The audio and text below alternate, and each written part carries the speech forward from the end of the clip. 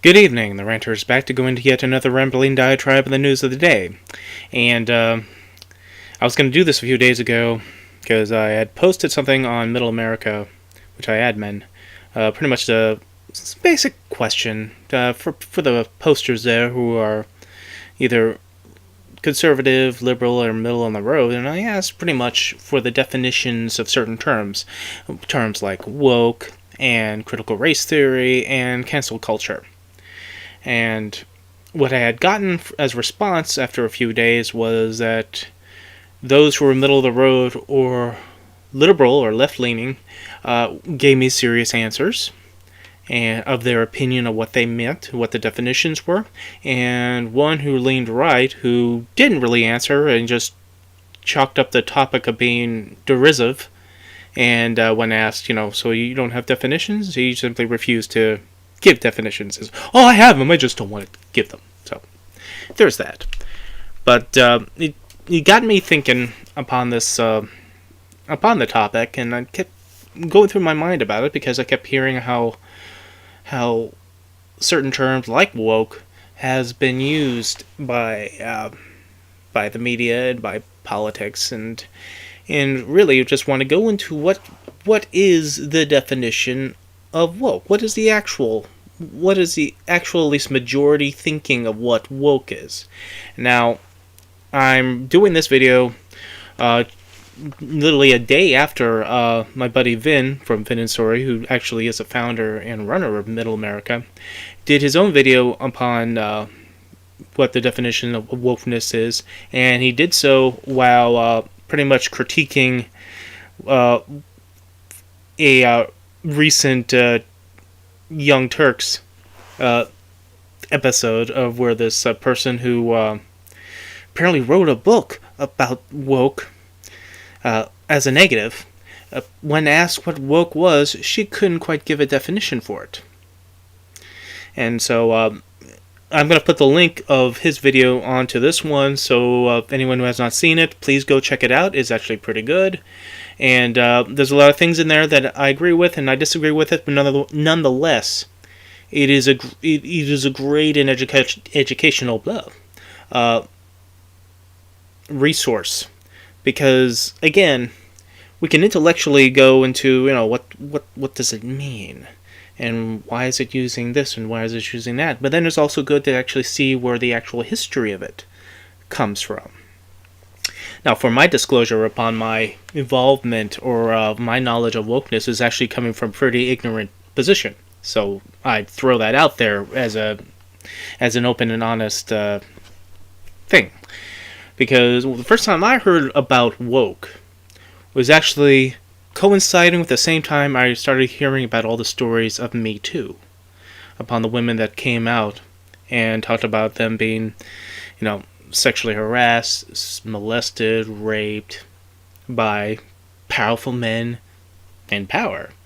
And, I always chalked it up as like all these fucking assholes who feel themselves above responsibility, above the consequences, that think that just because they are, powerful producers or powerful people in business, be it Hollywood or the media or wherever, that they can do things and get away with it because they are powerful, they are rich, and perhaps, depending upon the skin pigmentation at the time.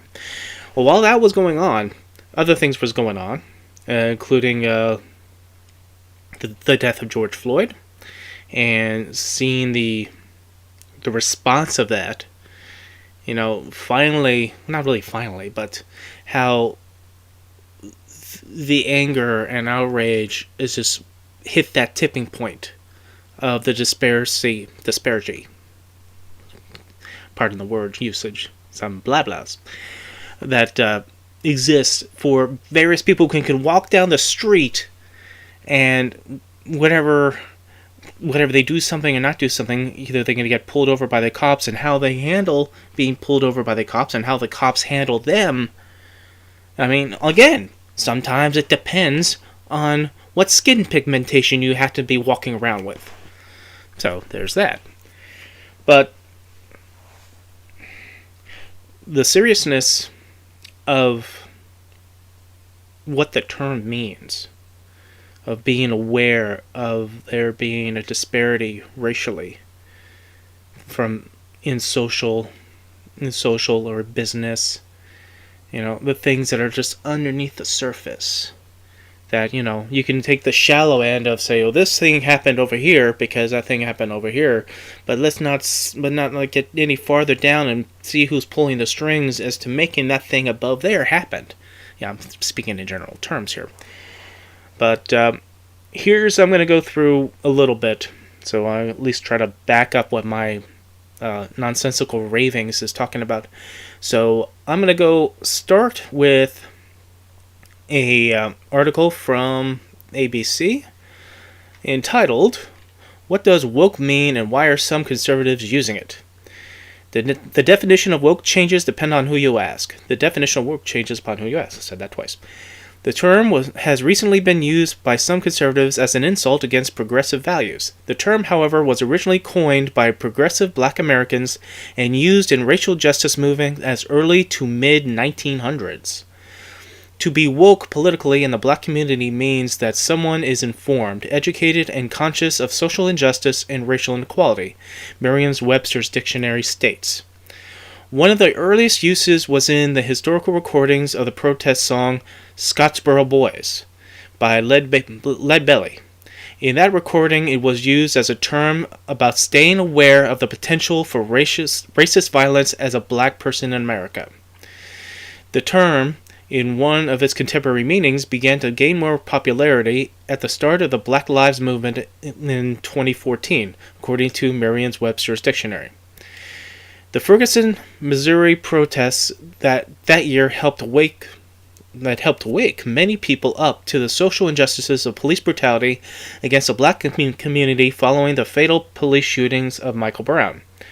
Michael Brown's death was shortly followed by the fatal police shootings of Aaron Gardner, Tamir Rice, and others, which continued the growing popularity of the phrase and its use in protests and activist circles for many years to come, according to the research of Ohio State University on the rhetoric of the Black Lives Matter movement. The term has since been co-opted by some Republicans as a pejorative term this midterm election cycle to signify the identity-based social justice issues that some Democrats and progressives push for, representing from the Democratic Governors Association and Working Families Party, tells ABC News. Woke has been used by former President Donald Trump, Florida Governor Ron DeSantis, and several Trump-backed midterm candidates including Carly Lake and Mehmet Oz. Woke is defined by the DeSantis administration as, quote, the belief that there are system injustices in America's society and the need to address them, unquote, according to DeSantis' general counsel, as reported by the Washington Post. Quote, we reject woke ideology, unquote, DeSantis said in his election night speech. We will never, ever surrender to woke agenda. People have come here because of our policies, unquote. The pressure against wokeness in Florida has already led to the apparent erasure of race-related content in education, including the rejection of an AP African American history course in state high schools and vows from college presidents against including some race-related content that covers intersectionality, or the idea that systems of oppression should be the primary lens through which teaching and learning are analyzed and or improved upon, unquote.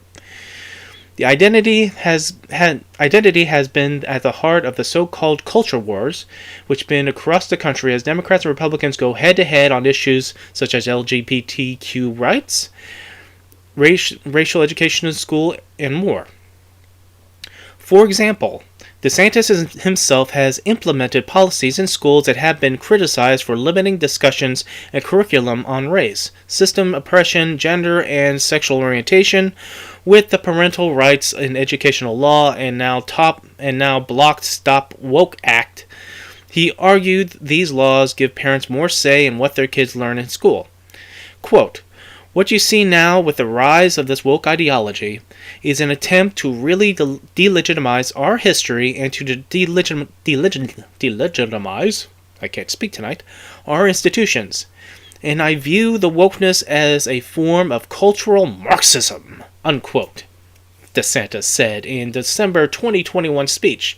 Quote, they really want to tear at the fabric of our society, unquote.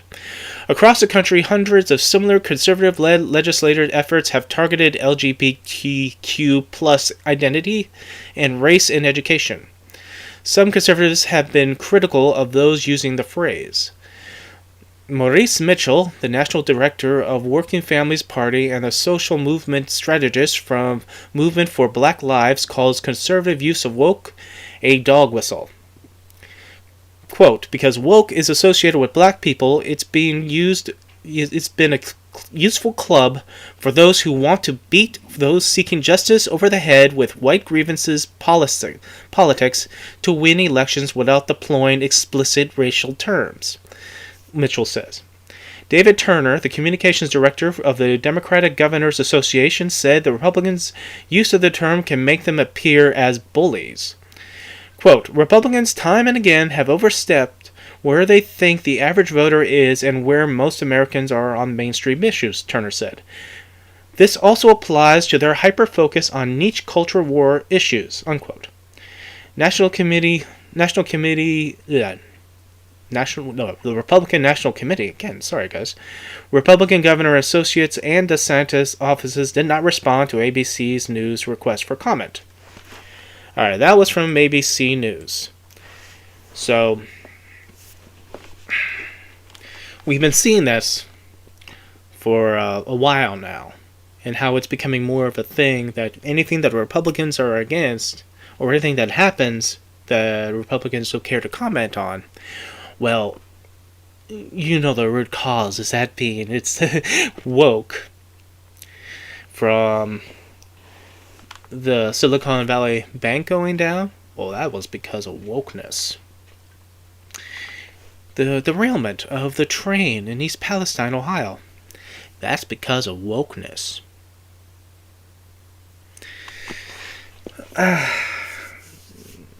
How?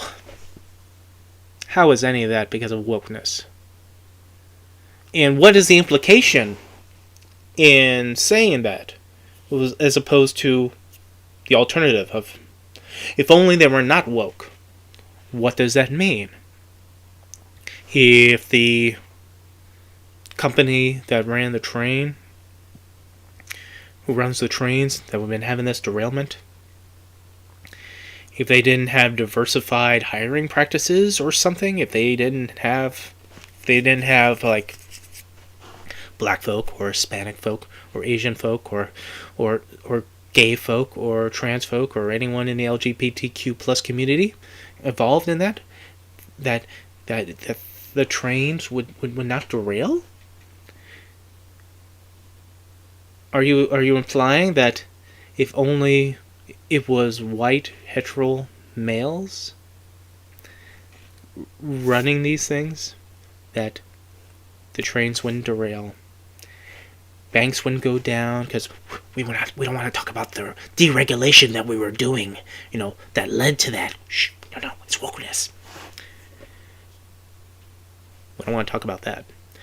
I've been seeing over the past weeks and months, pretty much since Biden took over, how wokeness has infiltrated the military. I've seen plenty of stupid little memes of pink tanks, or we're sending over tanks to blow up because of wokeness, and they had a tag on that because of it being the Ukrainian war, and now someone posted that, and it was like, so what's the funny part here? That the people died in that tank? That's the funny part? Oh no, it's because well really, what was it?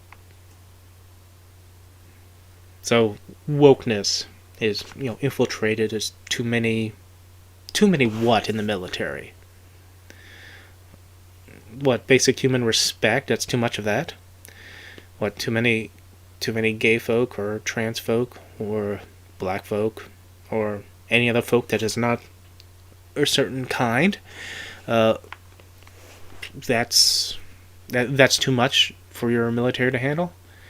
Hey, if a gay man or lesbian woman or a transgender man or a transgender woman, they got, despite the demographics, despite the biology, if they got nonetheless the balls to join the military and to get the training, go through training, pass training, join the military, and when it's called upon, stand on the front line or go into a foxhole for this country, who the fuck are you to question that?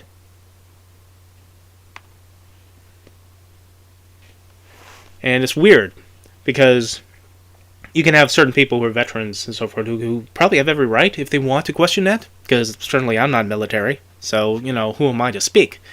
But somebody braver than me, who is physically capable of doing that than me, going out there to risking their lives, and y'all want to make fucking jokes over that.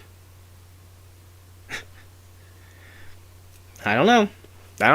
It's one of those things, is that it's a reminder of where we are in this country, where we are in our politics, where we are on our left and right bullshit, where there's no fucking middle, where common sense is the enemy, where certain things you just can't, because of some component of politics, we cannot give somebody praise for being brave to join the military because it might be gay. Oh, it might be trans. No, we can't possibly give them the same respect as the men or women. Oh, excuse me, the men, because even getting women into the military, boy, that was pulling some fucking teeth now, wasn't it? But when we couldn't possibly give them the same respect as we do like every other soldier. No, scary. And then the scourge of wokeness continues to infest our country, as apparently from Marsha Blackburn's point of view, is infesting our appliances. From low-flow toilets to Biden going after the stove where there's evil wokeness and washing machines. It is interesting how we get into the conflation of these terms to becoming a catch-all for everything, because some of that is barely woke, as it is just environmental, backlash, which they're just going to couch it into wokeness. Like everything else gets couched into wokeness. I mean, the latest thing is that, we got to fight against these Marxist woke billionaires. So billionaires are woke. Woke ideology coming from billionaires, who I'm sure the majority of these billionaires happen to be billionaire white males, are the woke ones. Okay.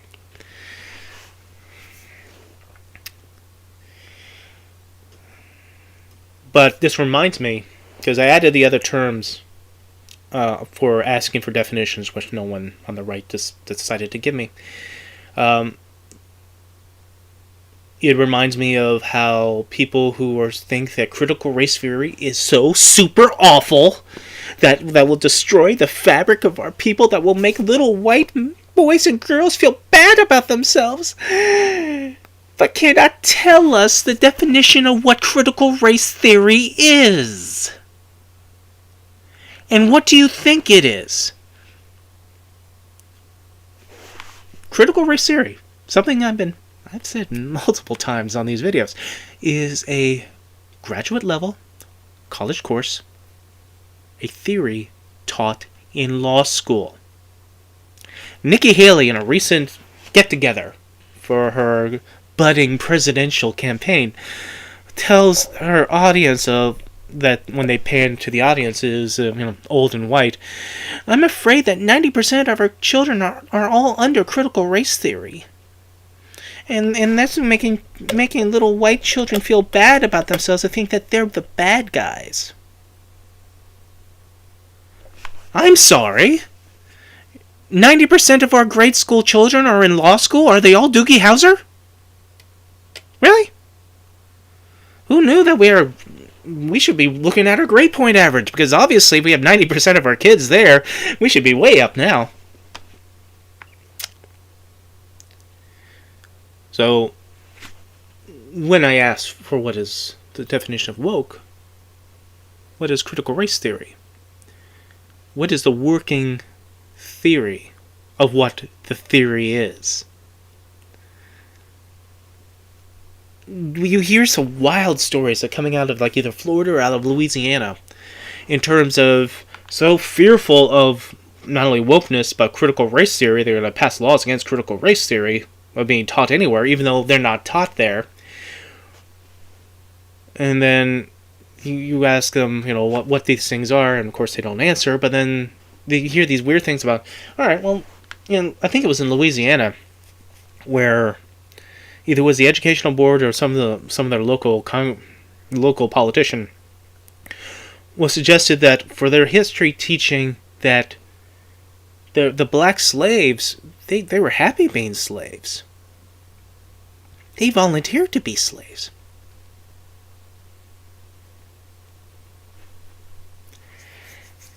Is teaching about American slavery critical race theory? Is teaching about the civil rights movement critical race theory? Is it? Because then I've been taught critical race theory all this time, and I didn't flinch at that.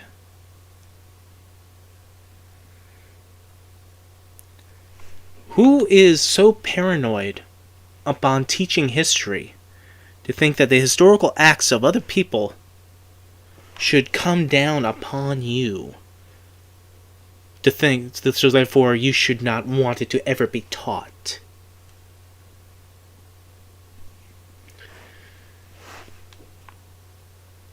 I get annoyed when I hear about people who lament over, people want to teach all the bad stuff about our country. They don't want someone to say how our country is like super awesome, but they just want to be all bad and just say our country is bad and it's bad things. Hate to break it to you, our country has done bad things. Hate to break it to you further, every country has done bad things. Every country has blood on its hands. And the point to teach that is to show how far we come from that. How we have bettered ourselves from that. We should show regret if we feel regret for it. We should not brush away history, hide it under a rug because it's inconvenient. It does not show that we are better. It is creating a lie that we were always super awesome and there was never anything bad from then to now. Like you want to teach the headlines of history, but you don't want to go into the meat of the actual historical information. Like, you want to get the root words? Get them on the test so you can pass the test. Don't bother with the full body of the written text of history, not the paragraphs, not the things that actually tells what's going on that lead you to those root words. No, don't do that. Just a little root words. That's fine. Washington, father of our country. He became the first commander-in-chief of our armed forces for the Continental Army. He was appointed by the Continental Congress. He was our first president of the United States. He presided as president over the Constitution. But don't tell anybody that he was a slave owner. Thomas Jefferson wrote the Declaration of Independence. Our third president of the United States. As president, presided over our country's first real foreign war outside of our revolution against the Barbary pirates. also slave owner.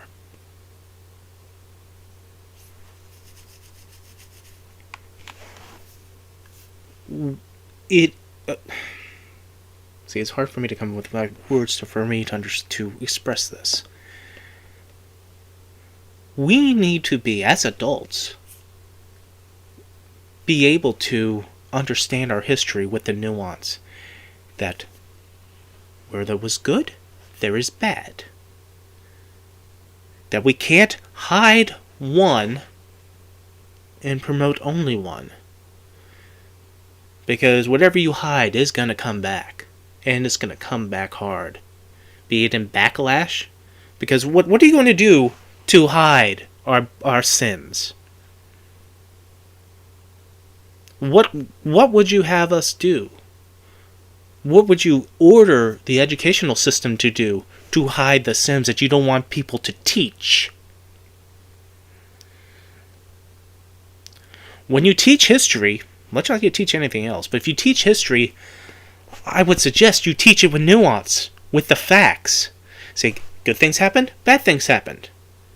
Recognize that the bad things are bad, but the good things still happened. Doesn't take away from the bad, but it doesn't discount the bad either. And it's ridiculous that we would want to go, or certain people want to go and just like do all this for this one way or all this on the other way.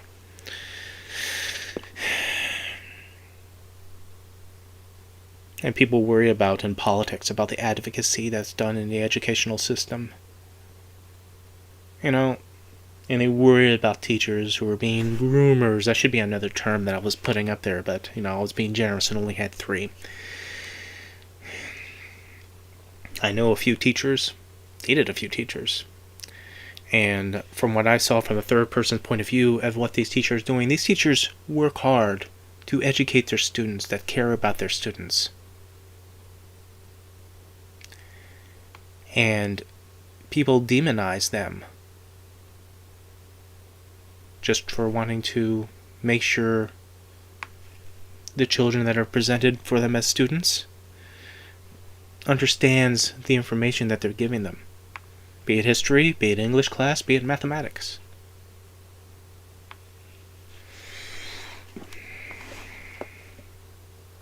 The third term is cancel culture. Now this is something that came up from my vantage point, from my opinion, and it is opinion, so don't take it for fact from me, okay? But from my opinion, cancel culture came up pretty much along the same time as the Me Too movement, and with people who kind of like backlashed of like when certain things came up about certain people and consequences finally happened to them, and it didn't much like that.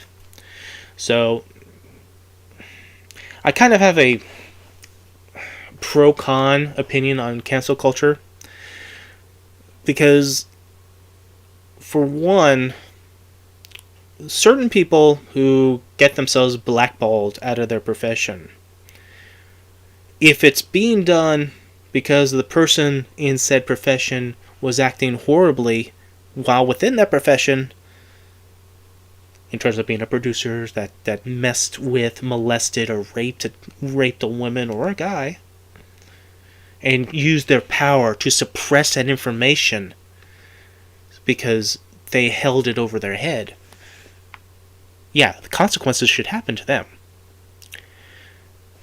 The flip side of the coin, though, if someone has a political opinion, a personal political opinion or a personal value that runs in contrary to the company that they are working for, but this personal opinion is expressed by themselves outside of that company on their own time, on social media perhaps, then, you know, they could be called an asshole, but they shouldn't lose their job over it.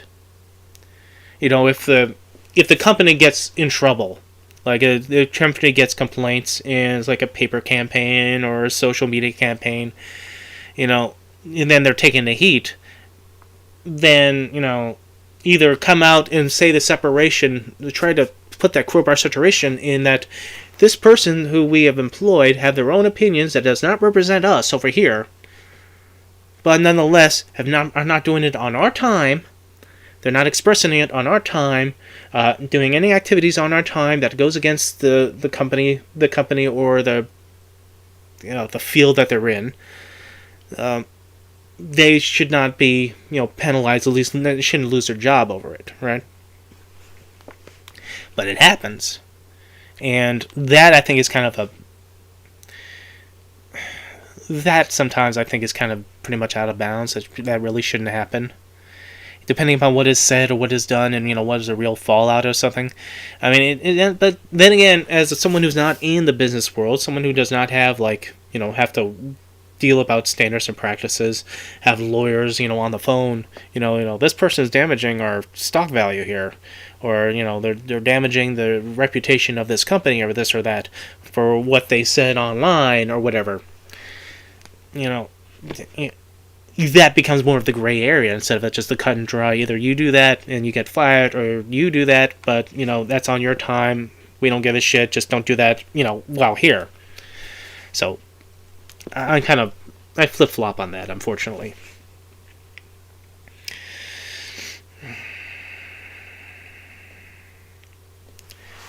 But that's pretty much all I got for now in terms of this. If you haven't seen it, see Vin's video on wokeness, Middle America when Vin is sorry. That is worth the watch. Worth the interpretation of how he expresses it. Listen to his conversations that he has with people who are doing comments. As I said, I don't agree with everything he says on it, on certain aspects that he says during the video. But all in all, it is worth the watch, worth the listening. And maybe if it's a contrary opinion on the other side, if you don't agree with what he's saying, that's one of the things that is important about this, is that we should be listening to what the opposition of our points of view are. That is one of the... This is where I'm going to land the plane. This is one of the things that is a tragedy in our country now. And us, in our constant strive to be disagreeable and disagree with each other. Because it's no longer not enough as we agree to disagree. You believe one thing, I believe the other thing, but that's cool. Whatever.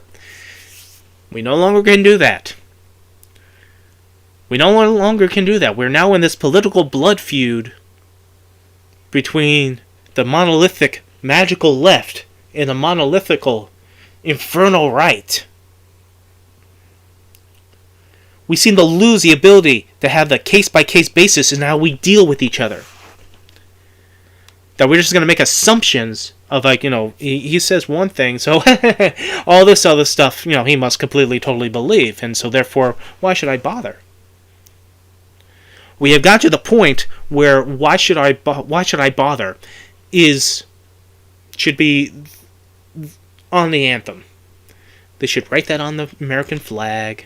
Should write that everywhere. Just make a macro. Why do I bother? Why do I bother? You're not listening to me anyway. And I'm not listening to you anyway. So why should you bother? Other than, trying to fill our echo chambers. Only listening to those who agree with us. And those who we agree to them. So we all just praise ourselves. Yeah. Oh, yeah. I totally agree with what you say, man. Totally. Yeah. Fuck them. They don't agree. They're the other side. They're in that other camp. Oh, they're just awful people. This is right here. That big gulf between the two where there is no middle.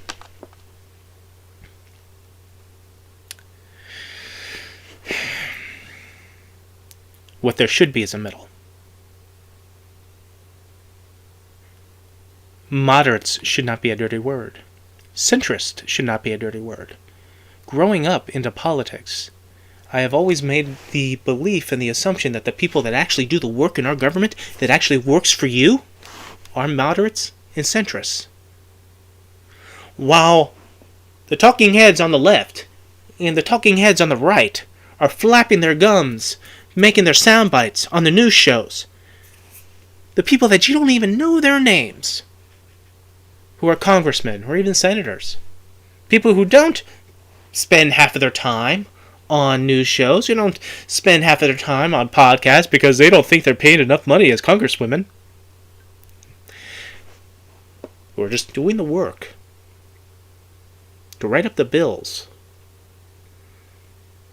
to help you out. We don't hear too much about them. We certainly don't hear about them anymore because we're too busy on our blood feud. Where, if it's either Trump for the Democrats or Biden for the Republicans, we must be all against everything that the other side is doing.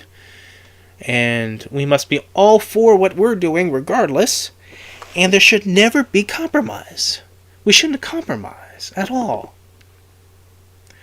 Because Lord knows, why should we not continue the very genius of the United States that has kept us afloat since its inception? Compromise is known throughout the world as the American genius. Compromise has kept this country together, staved off a civil war, and brought us back from the brink of oblivion. It has to be stated, and is not overstated enough, how as different people as we were in our original 13 colonies, and continue to be from the colonies to additional states to the territories that became additional states across the continent, how different we are as a people, but yet nonetheless, come together in this unity, in this union, that we risked ourselves in a civil war to the high values of ending slavery. That we would come together, regardless of our personal beliefs being in conflict, regardless of our personal experience being in conflict, that we come together as a country who have differences. And how does that work? How could that possibly work? That works through compromise. And if we're so dead set against compromise, we're so against having there be a middle ground between the left and the right, then it's not a gap. It's not an empty space of where that middle is. It is a sinkhole.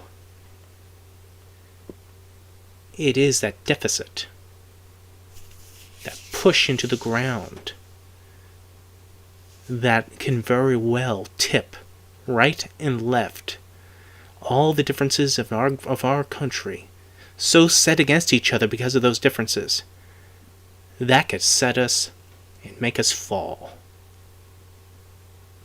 Then what will be left are the ruins of the remains of America for the vultures to pick up. And for those with hindsight in 20 or 30 or 40 or 50 years looks back at the former United States and tell the remaining survivors of whatever new construct that would come after the fall. Back in the day, we believed in things. We believed in the United States. We had compromise. A shame, really.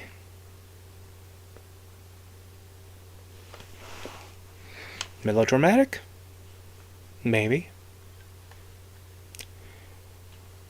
But it also can be true. And according to the current events, I might be a little busy the next few days. So the ranter will be back. Ranter rants because the urge to rant's always rising. Enjoy your evening.